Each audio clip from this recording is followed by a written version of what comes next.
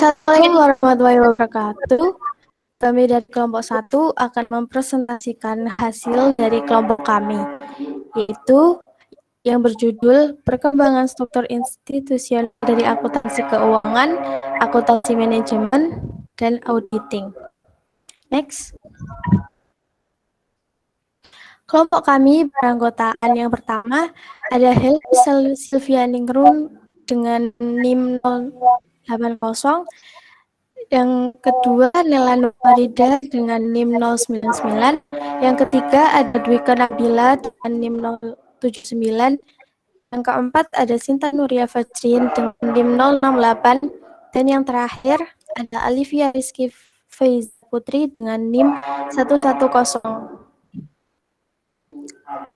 Selanjutnya, penyampaian materi akan disampaikan oleh teman saya. Terima kasih. Materi yang pertama yaitu memahami akuntansi sebelum tahun 1930. Akuntansi sebelum 1930. Dalam akuntansi di Amerika Serikat sebelum tahun 1930 terjadi yaitu yang pertama akuntansi tidak diregulasi, yang kedua praktik dan prosedur akuntansi yang digunakan dianggap rahasia dan kurang ada keseragaman. Kemudian, banker dan kreditur lain hanya menyediakan arahan nyata dalam praktik akuntansi. Kemudian, kejadian-kejadian kunci di Amerika Serikat sebelum tahun 1930 yaitu pada tahun 1886, American Association of Public Accountants dibentuk. Kemudian pada tahun 1896, AAPA dan kelompok lainnya, The Institute of Bookkeeper and Accountant, bersama-sama keduanya berada di balik keberhasilan pembentukan undang-undang di negara bagian New York yang menciptakan penunjukan profesional akuntan publik bersertifikat. Kemudian tahun 1905, The Journal of Accountancy didirikan oleh AAPA. American Institute of Accountant (AIA) dibentuk pada tahun 1916 berasal dari perubahan AAPA. Mengambil pandangan nasional yang bersatu relatif terhadap isu-isu seperti ujian dan kualifikasi. Namanya kemudian berubah menjadi American Institute Public Accountant (AICPA) pada tahun 1957.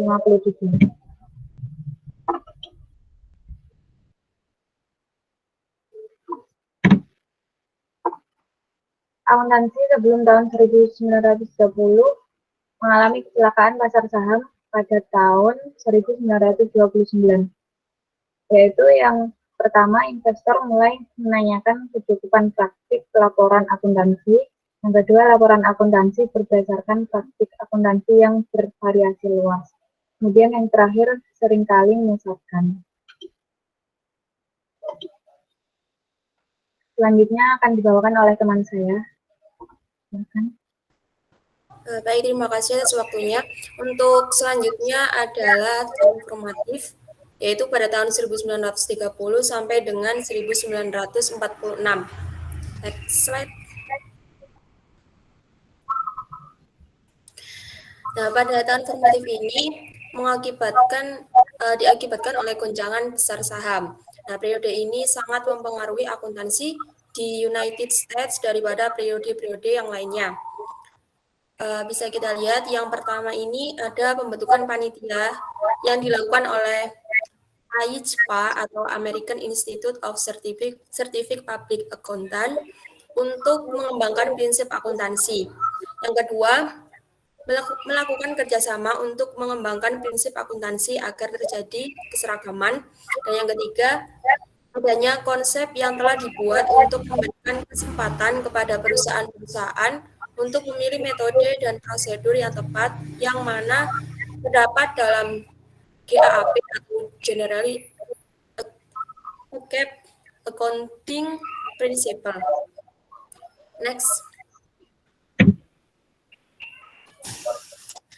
Selanjutnya pada tahun 1934 Ini terjadi SEC atau Securities and Exchange, yang mana dibentuk oleh Kongres untuk mengawal surat berharga dan exchange atau bursa.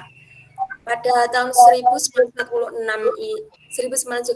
ini, undang-undang memberi kewenangan kepada SEC untuk mengatur sekuritas dan pasar modal. Termasuk dalamnya juga terdapat kewenangan untuk menyusun standar akuntansi dan standar audit yang terkait dengan laporan keuangan yang akan dilaporkan ke pasar modal pada tanggal 25 April 1938. Lalu pada tahun ini juga SEC menerbitkan Accounting Series Release atau ASR nomor 4. Next. Sedangkan pada tahun 1936 terjadi Committee on Accounting Procedures atau CAP, yang mana CAP ini didirikan pada tahun 1936 dengan menggunakan pendekatan induktif untuk mengembangkan aturan akuntansi. AAA atau American Accounting Association lebih memilih pendekatan deduktif. Sering terjadi keseragaman secara signifikan antara sektor swasta di Amerika Serikat sebagai sumber untuk membuat kebijakan dari akuntansi. Next. Selanjutnya akan dijelaskan oleh teman saya. Selanjutnya, materi yang ketiga yaitu akuntansi pasca perang 1946. Next slide. Pada masa tahun 1946 ternyata tidak menghasilkan prinsip akuntansi yang komprehensif. Namun ada dua kontribusi penting yang dihasilkan. Pertama, keseragaman praktek akuntansi secara signifikan telah mengalami perbaikan. Kedua, kebijakan akuntansi yang dibuat di Amerika dibuat hanya untuk sektor swasta. Selama masa perang, CAP secara khusus menangani masalah-masalah akuntansi yang berkaitan dengan transaksi perang. War Transaction periode setelah perang 1946 sampai 1959 setelah Perang Dunia berakhir, terjadi bom ekonomi di Amerika. Industri-industri memerlukan tambahan modal yang sangat signifikan untuk ekspansi usaha. Laporan keuangan ini menjadi sumber penting untuk pengambilan keputusan. Sebagai akibat, laporan keuangan dan standar akuntansi yang digunakan untuk menyusun laporan keuangan mendapat perhatian secara nasional. Masalah utamanya adalah keseragaman atau komparabilitas laporan earing antara perusahaan yang berbeda. CAP gagal menyusun rekomendasi positif yang berkaitan dengan prinsip akuntansi secara umum. Cara akibatnya terjadi supply berlebihan dari standar akuntansi. Situasi ini mengakibatkan timbulnya konflik antara CAP dan SEC. Konflik ini terjadi terutama berkaitan dengan konsep laporan, laba dan rugi, all includes dan current operating performance.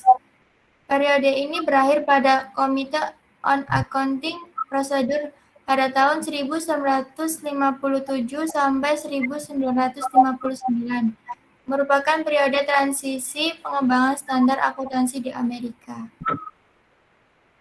Periode setelah Perang 1946 dan periode modern 1959 sampai sekarang. Sedangkan penyusunan standar akuntansi di Indonesia dikategorikan ke dalam dua periode, yaitu periode sebelum Kongres 4 Ikatan Akuntansi Indonesia September 1998.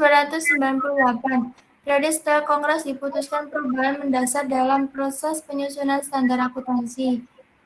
Akuntansi sejarah memungkinkan kita untuk memahami kondisi sekarang dan untuk meramalkan atau mengendalikan masa depan kita dengan lebih baik. Sejarah akuntansi ini merupakan studi tentang warisan akuntansi dan kontribusinya sebagai pedagogi, kebijakan, dan perspektif akuntansi. Dalam kaitannya dengan pedagogi sejarah akuntansi berguna untuk memahami dan mengapresiasikan bidang pengetahuan dan evolusinya. sebagai suatu pengetahuan sosial secara lebih baik.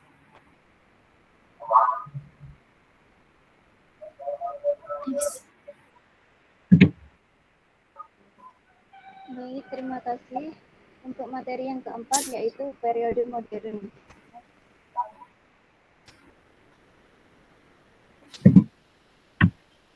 Di mana pada tahun 1959 dibentuknya APB dan Accounting Research Division. Dan kemudian dilakukan pengembangan standar akuntansi dan pada awalnya dipenuhi dengan kegagalan dan keraguan. Untuk hasil studi riset tidak diterima oleh profesi, khususnya kontroversi masalah investasi. Pada April 1971, AICPA membentuk dua grup studi, yaitu The Study Group on Establishment of Accounting Principles dan Financial Accounting Standard Board atau FASB. Dan yang kedua, dengan fungsi utama FASB adalah untuk mempelajari masalah-masalah akuntansi dan menetapkan standar akuntansi. Standar ini diterbitkan sebagai rumusan standar akuntansi keuangan. FASB juga menerbitkan rumusan konsep akuntansi keuangan, konsep-konsep yang diperkenalkan di dalam statement standar. Pada tahun 1997, FASB mengalami perubahan dan modifikasi. Perubahan ini sebagai hasil rekomendasi dari struktur Committee of the Financial Accounting Foundation atau FAF. Tugas FAF sendiri adalah mengangkat Board of Trustees. Dan latar belakang seorang anggota FAS adalah pengetahuan akuntansi, finans, dan bisnis, serta memiliki perhatian serius terhadap kepentingan publik.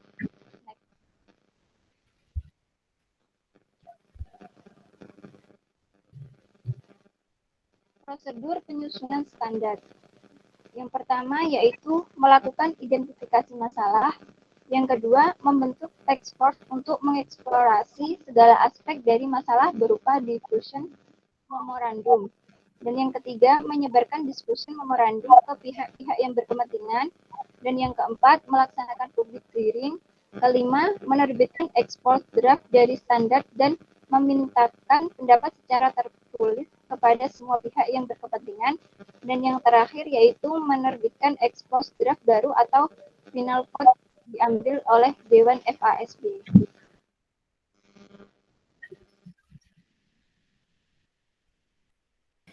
Yang kelima ada akuntansi pasca IFRS. Next. Akuntansi pasca IFRS. Hasil penelitian menunjukkan bahwa tidak terdapat perbedaan signifikan kualitas informasi akuntansi sebelum dan sesudah adopsi IFRS, baik dari sisi manajemen, laba, maupun relevansi. Penelitian selanjutnya bisa menggunakan proksi lain untuk mengukur kualitas informasi akuntansi, seperti comparability informasi akuntansi yang berkualitas. Adalah informasi yang memenuhi karakteristik kualitatif informasi akuntansi yang relevansi, reliability, komparabilitas, dan konsistensi. Keiso dan Wigen 2007, halaman 37.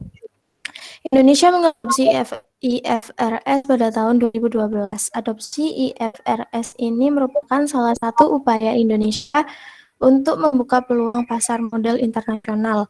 Penerapan IFRS dalam Indonesia akan memberikan kemudahan pemahaman atas laporan keuangan karena standar akuntansi yang diberlakukan bersifat internasional.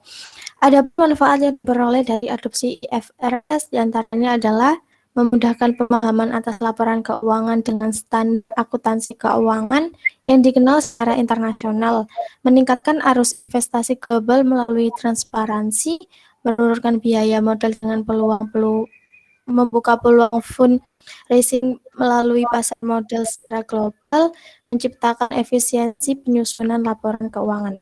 Next. Akuntansi pasca IFRS.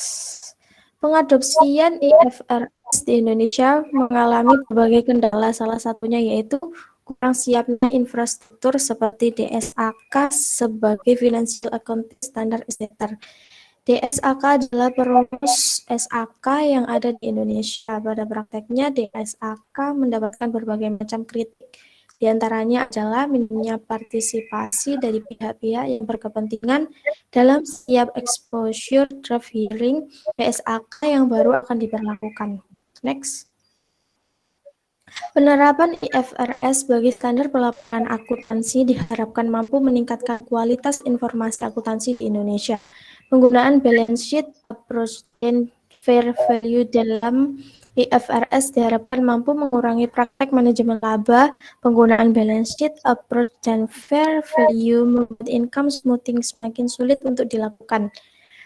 First DKK 28 dalam Cahnowati dan Ratmono 2012 berargumen bahwa IFRS sebagai principle based standard lebih dapat meningkatkan relevansi nilai informasi akuntansi.